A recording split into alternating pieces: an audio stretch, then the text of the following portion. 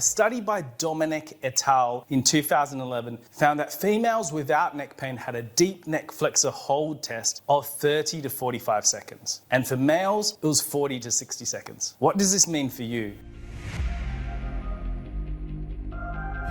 Well, if you're a female, if you're getting between those numbers and you have neck pain and your numbers are below those numbers, 30 to 45 seconds, and you have neck pain, migraine, headaches, jaw pain, or even upper shoulder pain, getting that deep neck flexor hold higher to that 30 to 45 second range is probably going to help you conquer those issues. And for a male, 40 to 60 seconds. But what is this test actually testing? So it's testing the strength of two muscles very, very deep next to the vertebrae of your neck. They're called your longus capitis and longus cervicus and longus colli muscles. Now, why are these muscles so important to your neck? Because they literally cover the front of the vertebra and the discs of your neck. They are like the abs of your neck, the inner abs, the deepest part of your abs. So for your tummy muscles, you actually have 4 layers. And it's the same thing for your neck. So starting from the outside, you have a thin fleshy muscle called your platysma and your sternocleidomastoid, which goes from there up to your head. That's the first layer. The second layer are your scalene muscles. The third layer are the muscles which attach to your throat box or your vocal cord area, the muscles which are responsible for sound, speech, and singing. And the fourth muscle, the deepest layer, are your longus colli and longus capitis muscles. So these muscles do flexion of your neck. They help retract your neck. They brace your neck in the case of a collision, being hit from the side, or a car accident where your head whips forwards and backwards. And they also help you to keep your neck very tall.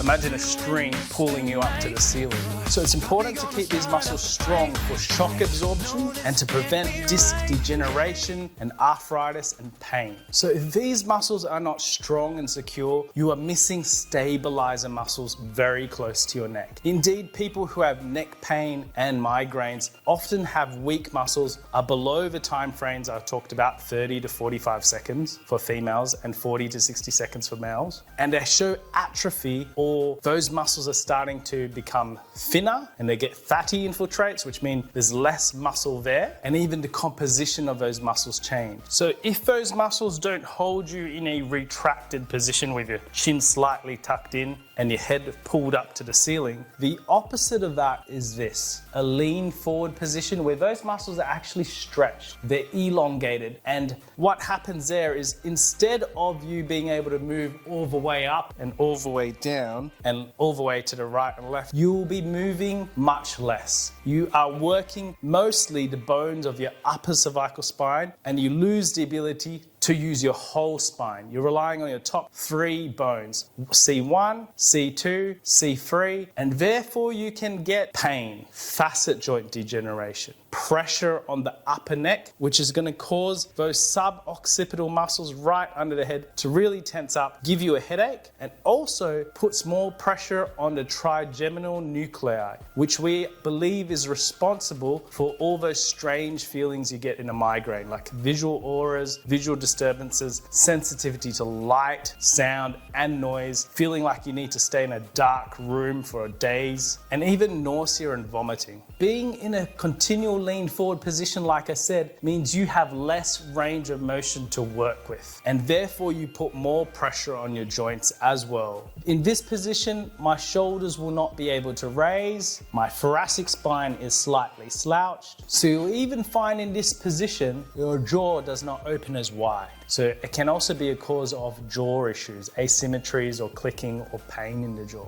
So am I suggesting that this is the cause of all your problems? Not really, because studies have shown that people can get into these positions for long periods and not get pain. If you're a person who has a very weak neck in those deep neck flexors, it's time to work hard on strengthening those muscles. So my best advice to you is just practice the movement. Lie on your back, tuck your chin into your throat, retract your neck, and lift slightly off the bed and hold. Hold for long periods, at least several times a day, and try to time yourself and bring that time up. If you want to fully engage the muscle as well, you can do little rotations right and left because those muscles do that. We know that if you are not strong in those muscles, the surface muscles, the first 3 layers I was talking about, or more likely the first 2 layers, are gonna get really tense. So those sternocleidomastoid muscles, those scalene muscles, the surface muscles will protect you instead of a deep muscle. They'll get really tight. The problem with that is they will